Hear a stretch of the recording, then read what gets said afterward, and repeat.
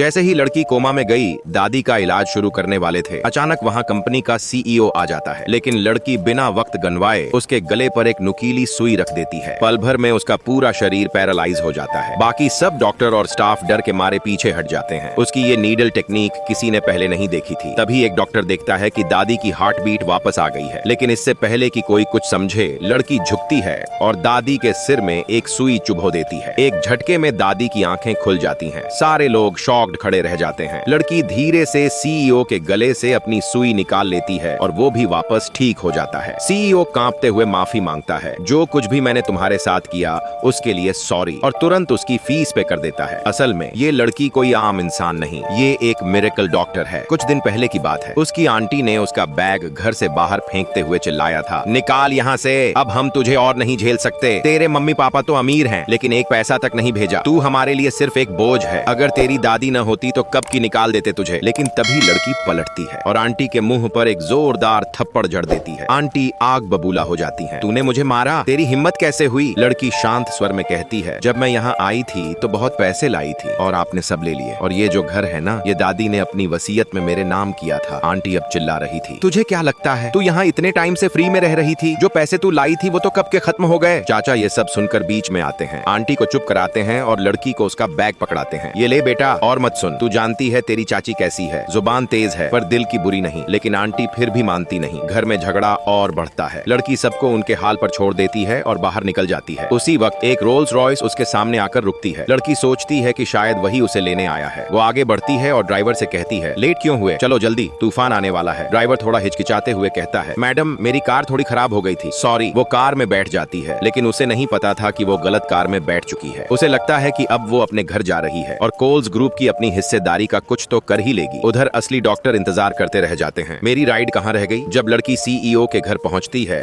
तो ड्राइवर उसे देखकर चौंकते हुए कहता है, डॉक्टर मैम जल्दी चलिए, मैडम की तबीयत बहुत खराब है। लड़की समझ जाती है शायद गलती से किसी और के घर आ गई है। लेकिन तभी एक और रोल्स रॉयस से खुद सीईओ बाहर आता है। उसे देखकर लड़की रुक जाती है। सीईओ उसके पास आता है, एक पल चुप रहता है, फिर कहता है, तो तुम हो वो मिरेकल डॉक्टर? लड़की उसका हाथ पकड़ लेती है। अब वक्त नहीं है बातों का, चलिए। और फिर उसका हाथ पकड़कर अंदर की ओर दौड़ पड़ती है। यह देखकर सारे लोग हैरान रह जाते हैं। एक डॉक्टर और सीईओ का ऐसा कनेक्शन। जैसे ही अंदर जाते हैं किसी की आवाज आती है, ग्रैंडमा की हार्ट बीट फिर से रुक गई। दोनों तेजी से भागते हैं। डॉक्टर अब अपनी पूरी कोशिश कर रहे थे। एक महिला डॉक्टर कहती है, कुछ कीजिए प्लीज। एक और डॉक्टर कहता है, हमने सब कर लिया, अब बचाना मुश्किल है। तभी सीईओ और लड़की अंदर आते हैं। लड़की बिना देर किए दादी के पास जाती है। मुझे उनके नर्व क्लियर करने होंगे। वो बाकी सभी को बाहर जाने को कहती है। 10K likes and 100 comments for next part.